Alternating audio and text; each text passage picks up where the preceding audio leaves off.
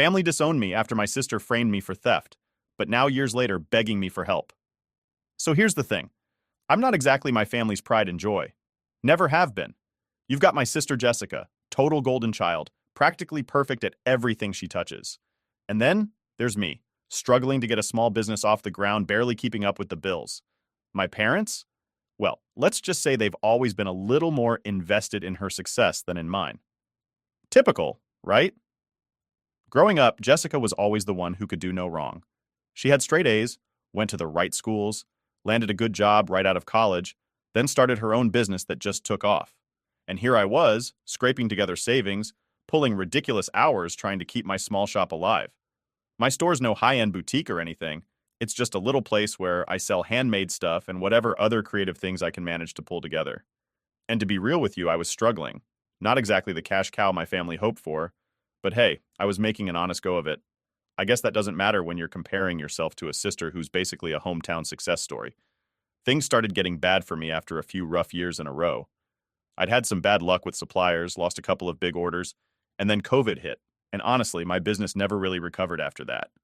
I tried everything to keep the place going. New products, discounts, promos on every social media channel I could think of. But nothing was working. I was watching my business fall apart piece by piece, and I was barely holding it together. So, at my lowest, I finally decided to ask for help. Not exactly a proud moment, but you do what you gotta do, right? I thought my family might understand since they'd always preached about helping each other out. Guess I was wrong. When I went to my parents, they basically told me to suck it up and figure it out on my own. They said something like, if you can't make it work by now, maybe it's time to rethink things. Real encouraging, right? But Jessica overheard, and she swooped in with an offer. She had that I'll save the day look on her face, which already put me on edge. She said if I was serious about fixing my situation, I could come back home and work for her business while staying rent-free with her and her husband. In return, she'd front me some cash to help keep my shop open. I'm not gonna lie, I was desperate, so I considered it. But I also knew Jessica well enough to know that nothing is ever that simple with her. She loves being in control, loves being the one who people turn to when they're in trouble. I could already imagine her using this favor to lord over me forever. But my options were limited, and the thought of saving my shop made it seem worth it, so I said yes. Moving back into my hometown felt like a slap in the face. Here I was, nearly 30 years old, dragging myself back to my family because my business was crumbling.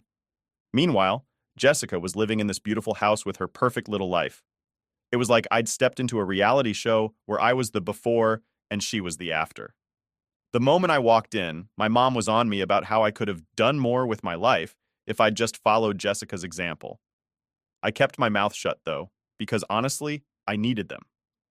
Jessica wasted no time putting me to work either. She had me doing all kinds of random tasks for her business: inventory, packing, running errands, stuff that had nothing to do with why I was there. It felt like she was showing off, like I was supposed to see how successful she was and feel grateful that she'd even thought to help me out. And maybe I was supposed to feel embarrassed, but mostly I felt angry. Now, I'd expected some tension. We'd never exactly been close, but this was something else. I swear every time she'd help me, it came with this little jab. She'd say stuff like, I know it's tough for you, with that fake sympathetic look, or maybe if you'd planned better, things would be different. I just kept swallowing it because, again, I had no choice. I needed that money if my shop was going to survive. After a couple of weeks, Jessica finally came through with the money. She transferred a chunk into my account, and for a split second, I thought maybe she was actually doing something decent. I didn't ask any questions, just took it as a lifeline. I thought, okay, maybe I can make this work, get back on my feet, and then I can finally get out of here and back to my life. But something didn't sit right. Every time I'd bring up my business, she'd get this smug look on her face, almost like she was waiting for something to go wrong. I brushed it off as just her usual attitude. But then, the weird stuff started. One day I went to pay a bill for my shop, and the transaction was declined. I checked my account, and every cent was gone. Not just the money Jessica had transferred, but all the funds I'd managed to scrape together, completely wiped out. I felt like I'd been punched in the gut. I called the bank in a panic, thinking maybe it was a mistake or some kind of fraud. But the bank guy on the other end just tells me calmly that the money had been transferred out and that there was nothing suspicious on their end. I spent hours on the phone trying to track it down. I didn't understand how this could happen. That's when it hit me. Jessica had my account info. When I moved in, she'd helped me set up everything, even insisted on handling some of my paperwork. She had every single detail about my finances, which meant she could move money around however she wanted. It was all starting to click, but I still wasn't ready to believe it. I mean, I knew Jessica could be petty, controlling even, but stealing from me? That was a whole other level. I kept telling myself it couldn't be true, that maybe I just misplaced something or missed a payment. But deep down I knew better. She was capable of more than just being a pain. I knew it, but I didn't want to admit it. So I waited, hoping maybe there'd be some kind of explanation, maybe even an apology if she'd made a mistake. But instead I got the opposite. The next morning my mom came storming into my room yelling about how I was a disgrace to the family. She called me a thief, said I'd betrayed everyone. Apparently, Jessica had gone to my parents with proof that I'd been stealing money from them to fund my failing business. She made it sound like I'd just been using everyone this whole time. I barely even processed what was happening. I was in shock, just standing there listening to my mom go off, calling me a liar, and worse things I'd rather not repeat. The only thing I could think was, why would she do this? That was when I realized Jessica never intended to help me. She'd set me up from the start. After my mom's blow-up, I barely had time to collect myself before my dad got involved. He came storming in, demanding to know where the money was. There was no talking, no chance to defend myself. It was just accusation after accusation. They had it all mapped out in their heads. I'd come back to mooch off Jessica. I was using everyone to keep my failing business afloat, and now they finally saw my true colors. I felt trapped, like everything had already been decided before I even opened my mouth. And Jessica? She stood there, leaning against the wall with her arms crossed, looking calm and concerned, like she was the victim here. It was so perfectly staged that I almost believed her myself. She had evidence, some printouts, probably showing the money that was transferred into my account and then back out, and she handed it all over to my parents, all wrapped up with her little narrative about how I was taking advantage of the family. But it was worse than just my parents being mad. They were disgusted. They looked at me like I was the lowest scum on the planet. My mom even said, "You know, I always hoped you'd turn things around. But now, I wish we'd never helped you at all." I can still hear her words echoing in my head. I felt like I was sinking, unable to catch my breath. So, they packed up my things. I didn't even get a say in it. My mom went through my stuff, tossed everything in a suitcase, and told me to get out. I watched in silence, completely stunned. They wouldn't even let me explain that the money Jessica had given me was supposed to help me stay afloat. Every time I tried to say anything, they'd cut me off, saying, "Don't make it worse for yourself." In the middle of it, I tried to look at Jessica, just hoping she'd have some flicker of guilt or something. But she wouldn't meet my eyes. She kept her gaze on the floor, probably to keep up her innocent act, but I knew it was because she couldn't look at me. She knew exactly what she'd done. When they were done throwing my stuff together, my dad handed me a bus ticket out of town. He told me I wasn't welcome back, that I was a shame to the family. It hit me that they weren't just kicking me out, they were cutting me off completely. My whole life I'd been on thin ice with them, and this was the last straw. It was only when I stepped out of the house that it all really hit me. I'd gone from barely hanging on to being completely left with nothing in less than 24 hours. And what's worse? This was all her doing. Jessica had set me up, lied through her teeth, and made me look like a criminal, just so she could look like the good one in the family. She was the one who wiped my account. She was the one who put all the blame on me, and she got away with it. The first night, I stayed at some rundown motel on the edge of town, trying to figure out what I was going to do next. It was cheap, which was the only good thing about it. The bed was lumpy, there were stains on the walls, and the whole place smelled like a mix of bleach and regret. But I couldn't afford anything better. I lay there staring at the ceiling, replaying everything in my mind, trying to make sense of it all. How could Jessica do this? I mean, yeah, we weren't close, but this was something else. It wasn't just jealousy. It was like she'd planned this from the start. I thought back to all the little comments she'd made, all the digs about my business failing and how I didn't plan well enough. She'd been laying the groundwork for weeks, maybe months. It was like a sick game to her. The next day, I tried to call my parents. I was hoping maybe, just maybe, they'd come around if I could talk to them without Jessica around. But they didn't answer. I left voicemails, sent texts, even tried calling from a different number. Nothing. They'd completely cut me off. It felt like a punch to the gut, realizing that they'd written me off just like that, without even giving me a chance. At that point, I didn't know where else to turn. My friends were mostly out of state or tied up with their own lives, and I didn't want to drag them into this mess. Plus, let's be real, I was embarrassed. Admitting that my own family had turned against me was like confessing that I'd failed on every level. I mean, who gets kicked out by their own parents at almost 30? Eventually, I decided to find work nearby and just try to rebuild, no matter how slow or hard it was. I knew it wasn't going to be easy, but what choice did I have? I started hitting up local businesses, looking for anything that would pay, even if it was just enough to cover food and rent for a tiny apartment. My pride was already in shreds, so I wasn't above taking whatever job I could get. It was a rough few weeks. There were nights where I barely ate, days where I was so exhausted from job hunting that I'd just collapse on the couch of whatever friend's place I'd managed to crash at. I felt like a ghost, moving through the motions, just trying to survive. The hardest part was knowing that all of this was because of Jessica. Every struggle, every bit of humiliation I went through, all because she'd decided to screw me over. And the worst part? My parents weren't just mad at me. They genuinely believed I was some kind of thief, someone who'd steal from their own family to keep a dying business afloat. They'd fed off every word Jessica had said, every proof she'd given them, like it was gospel truth. No questions, no doubts, just straight up belief in her story. And Jessica, she was probably sleeping like a baby with my family none the wiser. One evening, after another brutal day of job hunting, I sat down and just let myself be angry. Up until then, I'd been hurt. I'd been desperate, but now, I was just mad. It wasn't fair that she got to go on with her life, playing the hero while I was left scraping by. And the worst part was, she'd done it so smoothly, so flawlessly, that no one even suspected her. It was like she'd thought of everything, every tiny detail. But I made a decision that night. I wasn't going to let her win, not completely. If my family didn't want me, fine. If they believed her lies, that was on them. But I wasn't going to just disappear quietly. I was going to get back on my feet, with or without them. And one day, they were going to realize the truth. It wasn't much of a plan, but it was enough to keep me going. One thing I knew for sure. Jessica might have gotten her way this time, but it wouldn't be forever. After a while, I guess I just got used to scraping by. When you're forced into survival mode, your priorities change fast.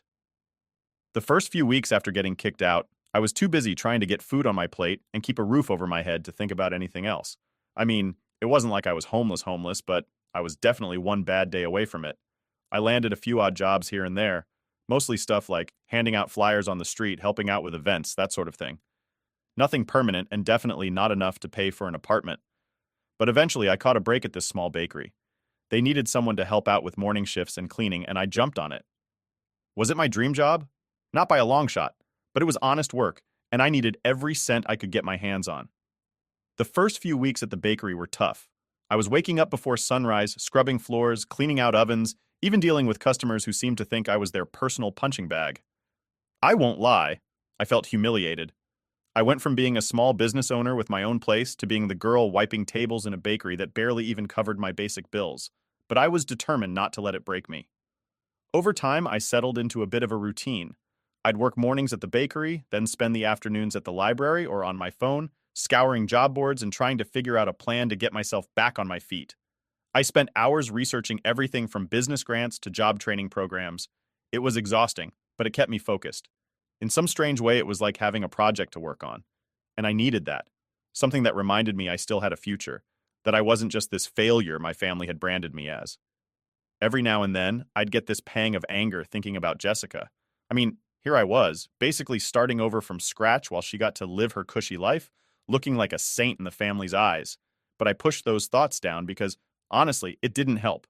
Anger wasn't going to pay my rent or help me get my life back. I had to keep my head down, focus, and keep moving forward. No one was going to come save me, that much was clear. One day, I was helping a customer who'd come in every week like clockwork. He was this older guy, real friendly, always had a story to tell.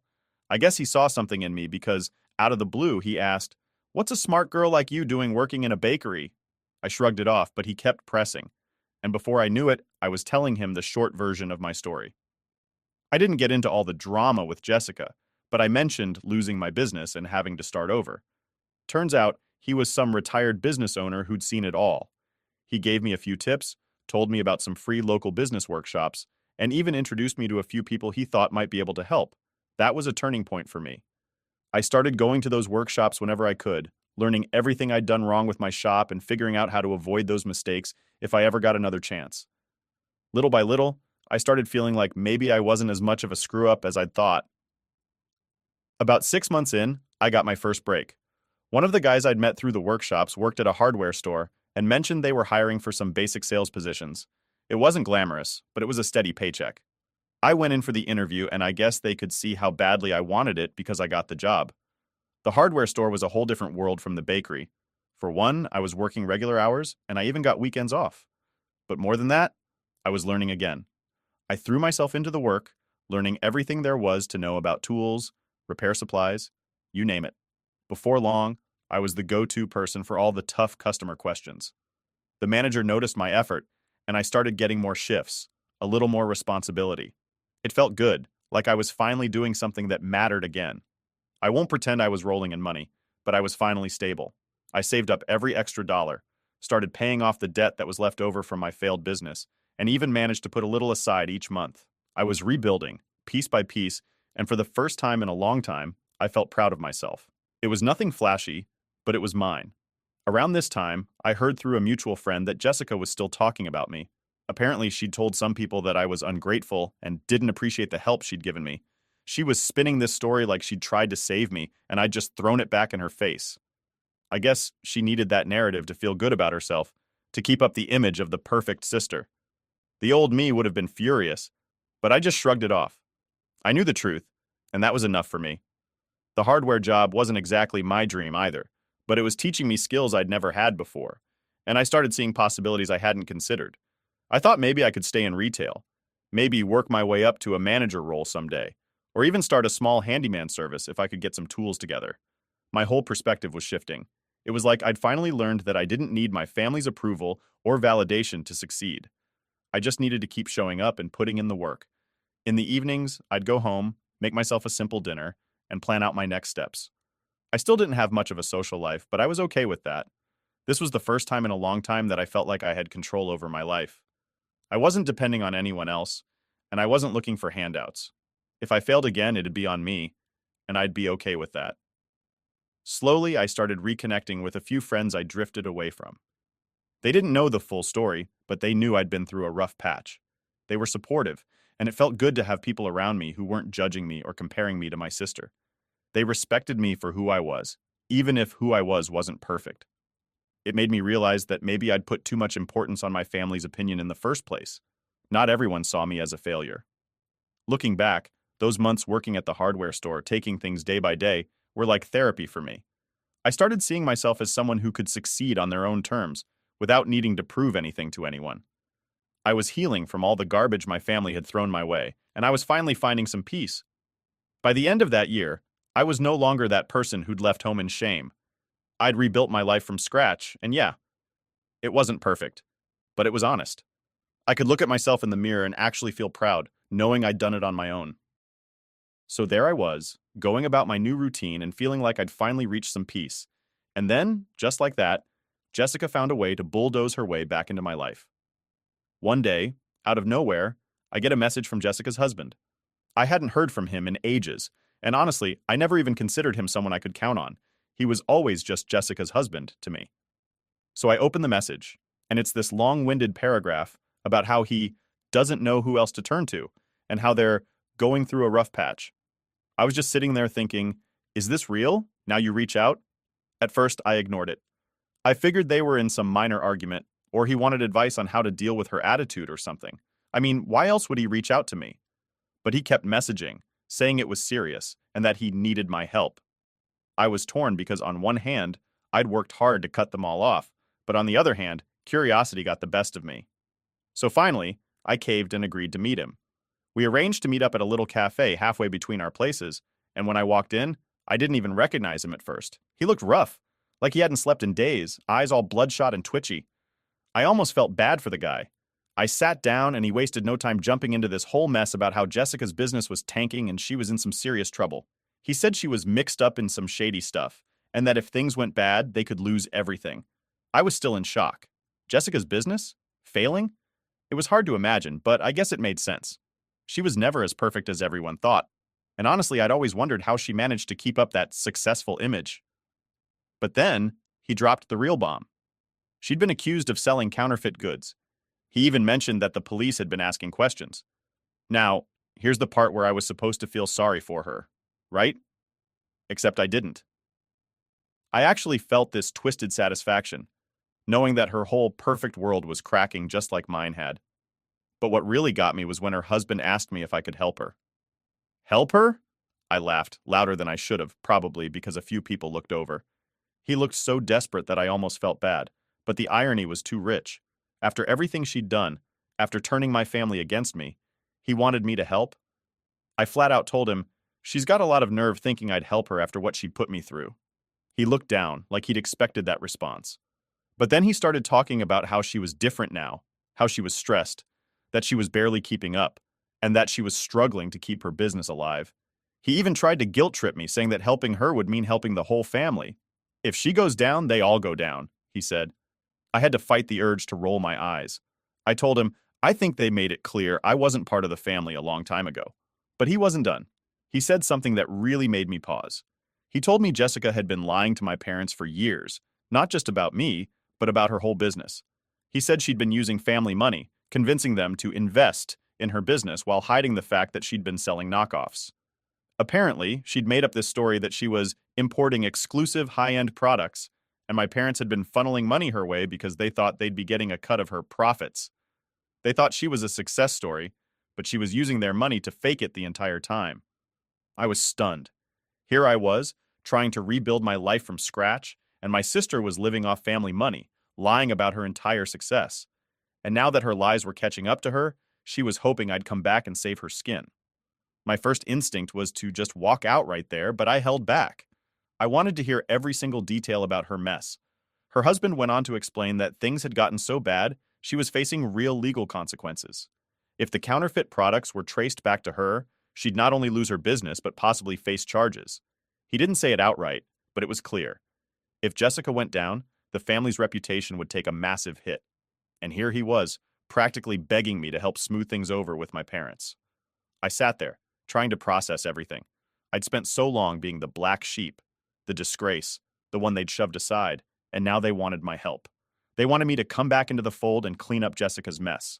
I told him flat out, I don't owe her anything. She made her bed, let her lie in it. He was silent for a moment, like he finally understood how deep the betrayal ran. Then, almost like a last-ditch effort, he said, look, maybe if you spoke to your parents, they'd listen. They'd give her another chance. And that's when I lost it. I leaned in and told him exactly what they'd said to me when I was kicked out, the words that had haunted me since. They looked me dead in the eye and called me a disgrace. They told me I wasn't welcome back, that I was nothing to them. So if they're looking for a savior, they should look somewhere else. His face turned pale. I think he realized that there was no winning me over, that I was done with all of them. He tried one last time, almost whispering, please, she needs you. The family needs you. I stood up, threw a few bucks on the table for my coffee, and looked him dead in the eye. No, she didn't need me when she was setting me up, and they didn't need me when they shipped me off with nothing. So now, I don't need them. I walked out without looking back. There was no way I was going to let myself get dragged back into their chaos. I'd built something out of nothing, found a way to survive on my own, and I wasn't going to let their guilt or desperation pull me back. I went back to my life that night feeling lighter. For once, I'd stood up for myself, faced them without any of the fear or shame I used to carry. I'd finally closed the door on that chapter, and I wasn't going to let them open it again. I thought that walking out of that cafe would be the end of it. I'd shut the door, burn the bridge, and finally put my family and Jessica out of my life for good. But as fate would have it, the universe wasn't done with my sister just yet. A couple of weeks went by and things were pretty much normal on my end. I'd go to work, save what I could, and focus on rebuilding. I figured my family would eventually realize that Jessica's life was crashing down around her, but that wasn't my problem anymore. She'd done enough damage to me. It was about time she dealt with the fallout on her own. Then one day, out of nowhere, I got a call from a number I didn't recognize. Normally, I don't bother with unknown numbers, but something made me pick up. It was my mom.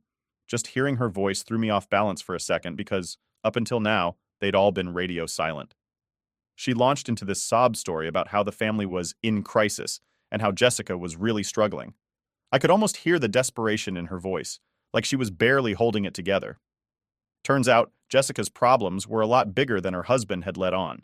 The investigation into her counterfeit business had gotten serious, and the authorities were all over her case.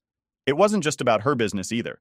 Since my parents had invested a lot of money in her success, They were now under scrutiny too. Apparently, the family assets were at risk of being frozen, and they were looking at potential fines, or worse. Mom was practically pleading with me to understand, saying that they were all in this together, and that the family needed to stick together. I almost laughed. For years, they'd treated me like an outsider, like some kind of failure, and now that their golden girl was crashing, they suddenly remembered I was part of the family. I kept my cool and let her talk, but honestly, every word was just making me angrier. She said things like, "We're all hurting," and "Jessica made a mistake, but she's still family." The nerve of it! They didn't even care to hear my side when Jessica had set me up, but now that they were the ones paying the price, they wanted me back in the fold. When she finished, I told her flat out, "You all made your choice. You threw me out without a second thought, took Jessica's side without question, and now you want me to come back and play happy family? Sorry, but I'm done." She was quiet for a moment, and then she started crying, really laying it on thick. I think she thought I'd cave if she showed a little emotion, but I wasn't falling for it. I told her, "You should have thought about all this before you decided I wasn't worth a second chance." I hung up after that and felt this massive weight lift off my shoulders. They'd made their bed, now they could lie in it, and I was perfectly fine watching from the sidelines while they dealt with the mess Jessica had created. Over the next few weeks, word got around about Jessica's situation. Small towns have a way of making everyone's business public, and soon enough, everyone knew. People started whispering, questioning her success, and the clients she'd once bragged about disappeared almost overnight. She'd gone from being the it girl to the subject of every local gossip session. One day, I ran into an old friend who still kept in touch with some mutual acquaintances. She told me that my parents' assets had been temporarily frozen because of Jessica's investigation. Apparently, my parents were panicking, trying to salvage what they could, but their reputation was already shot. They'd gone from being one of the most respected families in town to the center of a scandal. Part of me felt bad, but mostly I felt a strange satisfaction. They were all getting a taste of what they'd put me through. The feeling of being betrayed by someone you trusted. The shame of public humiliation. It was like karma had decided to pay a visit, and I was sitting front row watching it all go down. Jessica's husband tried reaching out a few more times, probably hoping I'd have a change of heart, but I ignored him.